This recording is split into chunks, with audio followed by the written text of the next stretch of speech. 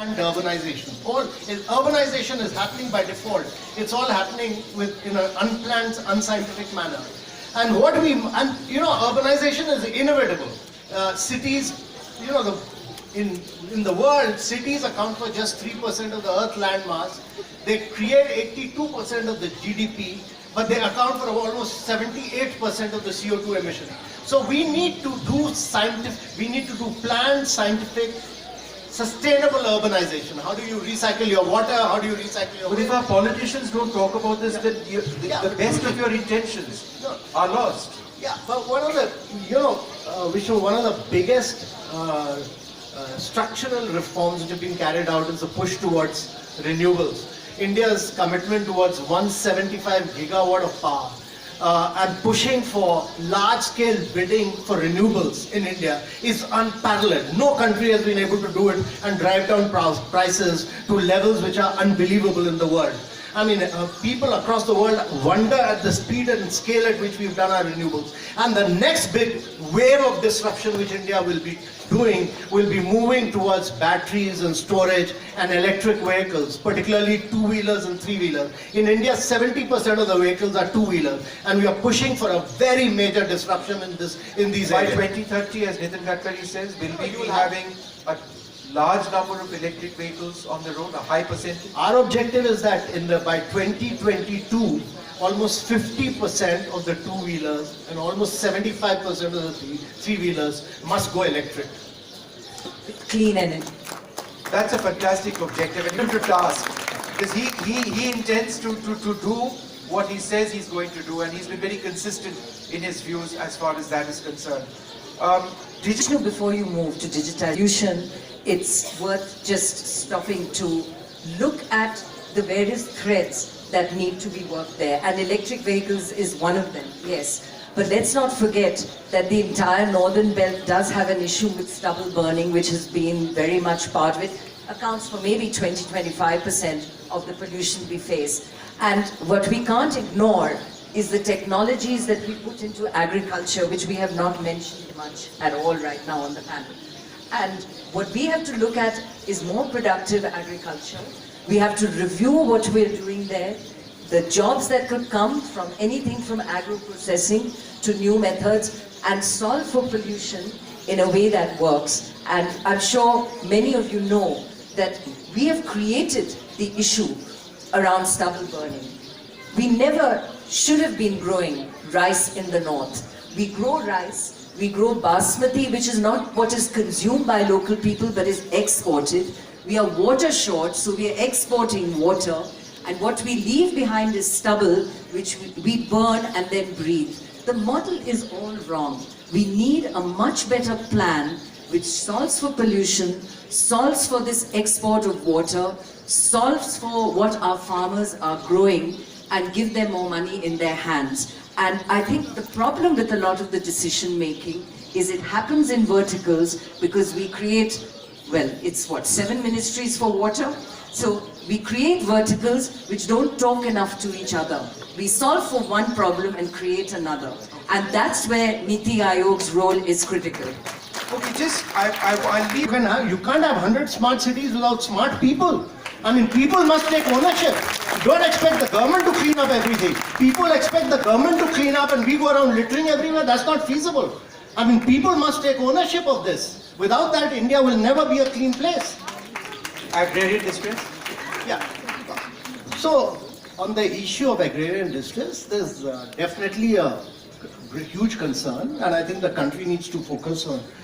You see, when the first Green Revolution happened, there was a huge stress on technology.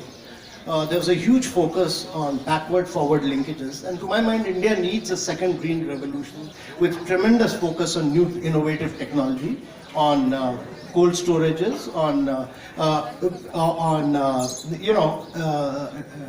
we need to bring in seed and fertilizer for our farmers based on real-time condition of weather and soil. Water efficiency. Yeah, and water efficiency, which will hold the key. And I think essentially agriculture will work if the markets work. Support price is the key issue. So without farmers, we support. Markets work.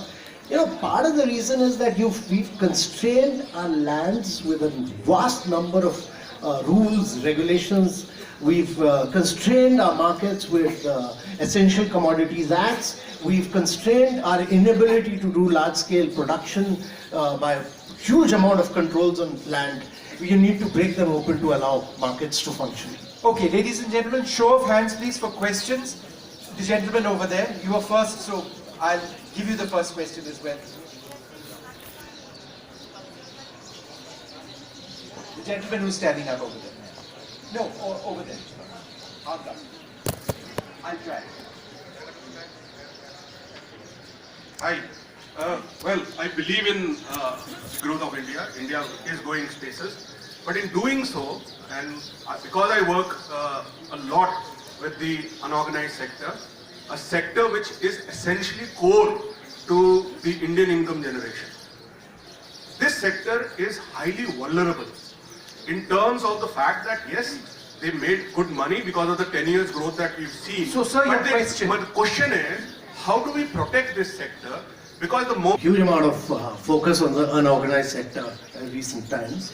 A large number of measures have been taken, and a large number of measures are recently been taken. Actually, one sector which is in India done very well in the last 4 years is the unorganized sector. Now, I think don't keep asking for relief sector by sector by sector. That's very unfair. Ask for the growth of India. The entire India must grow.